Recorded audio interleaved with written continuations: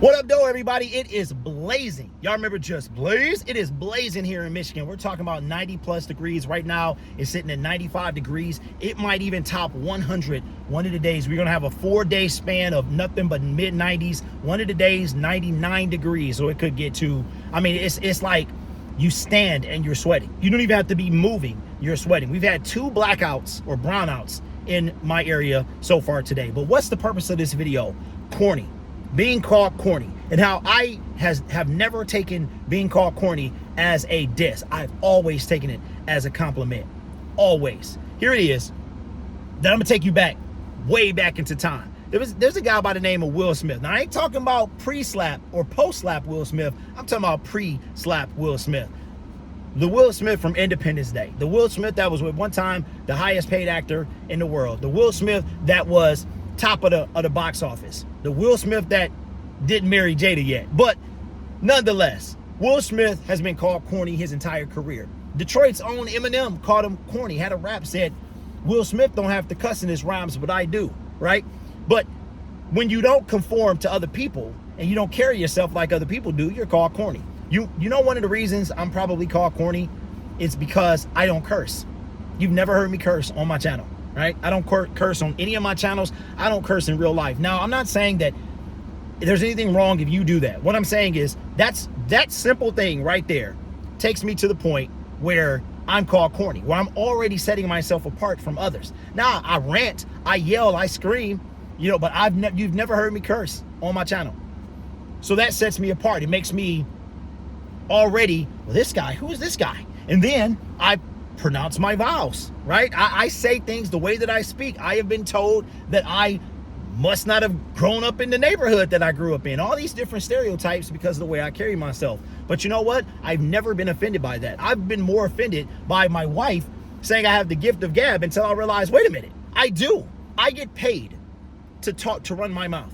I get paid to run my mouth. And not just cents and dollars and but thousands of dollars to run my mouth. You know what? Not everybody can do that. So I'm like, you know what? You're right. I do have the gift of gab. So now I look at it as like a superpower because not everybody can do it. You'll be surprised how many people can't look into the camera. They got to look at themselves. They can't do this. They got to do this. You got to be, how many people cannot talk into a camera like it's a person?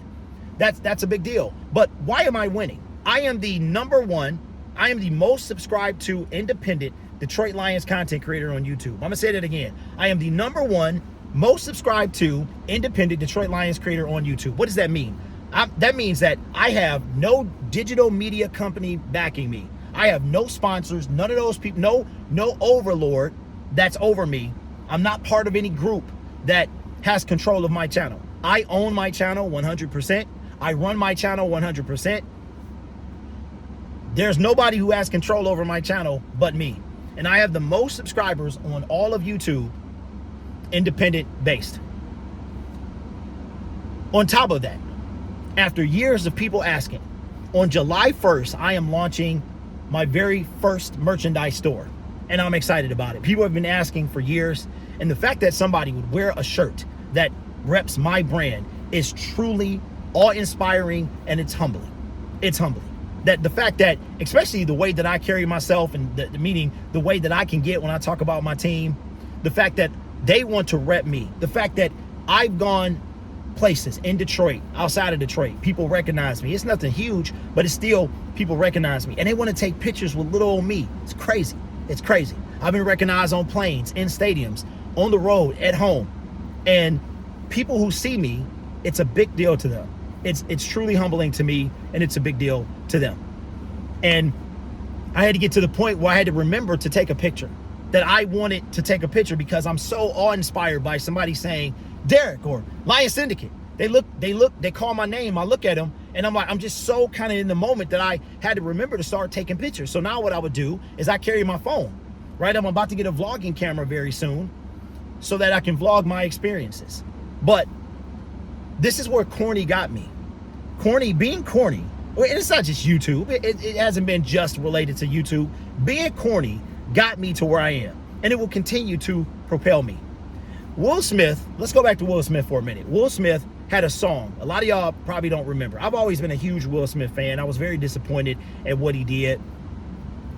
at the Oscars. Very disappointed because of what he was, not only to me. I've never idolized Will Smith. I don't have any idols, but I looked up to him in a sense of what he was doing for the culture, the community, and the fact that everyone talked about them. Whenever somebody talked about Will Smith, it was always, he's corny, he's a lame. That's another one that gets thrown my way. And I think it's hilarious. I think it's hilarious. But Will Smith had a song back in the day, and it was called You Saw My Blinker. And it's about he gets into a car accident or something like that. And it's about a woman who basically cut him off, created an accident, and he had his blinker on. It's funny to think about, but it's literally called You Saw My Blinker blank. And I guess he was going through something. Maybe the being called corny and being called a lame was getting to him. But his grandmother said, "Hey, why are you doing this? You don't gotta curse in your songs. You don't gotta do this stuff. Especially, talking like that about a woman. You don't gotta do that." And from that point up until now, new Will Smith, this is pre-slap Will Smith, pre-Jada. That's a different, I don't know who that is, but post-slap or post-slap Will Smith, pre-slap Will Smith was different. He was different, and he went decades without using, harsh curse words in his rhymes. And he's been ridiculed for it, from the movie making to all that stuff. Why? Because people just couldn't understand, how can people buy into somebody that's acting like Will Smith? How can people buy in to a guy that's considered corny? Well, he don't do this. He not confrontational. He wasn't back then anyway. He not confrontational. He not, he a comedian. He likes to have fun, and he making bank. Right? And it was no doubt he was getting the ladies too back. Prime Will Smith was probably getting the, rapper turned actor. And a lot of things too is his rap skills. I don't think Will Smith is that bad. As a matter of fact, one of my favorite albums is Big Willie Style. Big Willie Style was Will Smith's first independent album away from Jazzy Jeff, and it was great. I still listen to it right now. Now the stuff after that, Will 2K, Millennium was pretty decent, coming off the Wild Wild West and stuff like that. But you had Men in Black. Don't act like you wasn't rocking it. Everybody was listening to Men in Black. You probably still do right now. Summertime, still a hit, right? Will 2K with KC. Everybody still listen. Wild Wild West. Movie was trash, but the song was popping, right? With Cisco. So, and then after that, not so much. But the point is, after being called corny, enduring all of that stuff, here I am. And it feels great. It feels great because one thing about being corny that I love, that a lot of people don't understand. A lot of people don't understand that being corny gets you places. Being corny gets you places. You know what I love about my content, and I know this is gonna be a brag right now, is everybody can watch it. You can watch it with your mama. You can watch it with your son. I've had multiple people come and say, "Yo, I listen to you in the car with my kids." That's a win.